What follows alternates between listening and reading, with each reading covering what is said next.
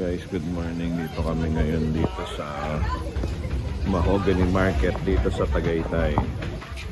So, yan. Tumitingin na kami ng mga langka. Ito yung mga langka namin dito sa Tagaytay. Oh, hello. Jamie, mamaya mag-vlog ka. Okay. Oh, hello. So, ayan yung mga guyabano. Ayan yung... Ayan. So, may mangga. Yeah. Pwede rin ba ako mag-vlog? Yeah, later mag-vlog tayo. Okay, siguro. Ayan. So, ayan. Dito kami sa mga fruits. Pinya.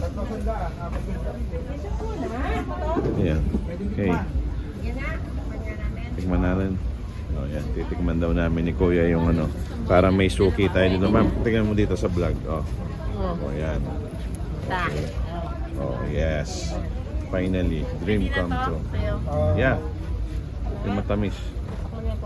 Tikman natin. Baka yan lang pinagkita mo sa amin, matamis. Ma'am, kahit magpabukasan tayo, pustahan 1,000. Tamis.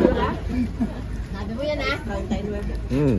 Ma'am, di na lang Sa'yo na. ma'am. Para Ma'am. may ligay ko lang. Tamis niya. So sweet. Si JC, tikman mo.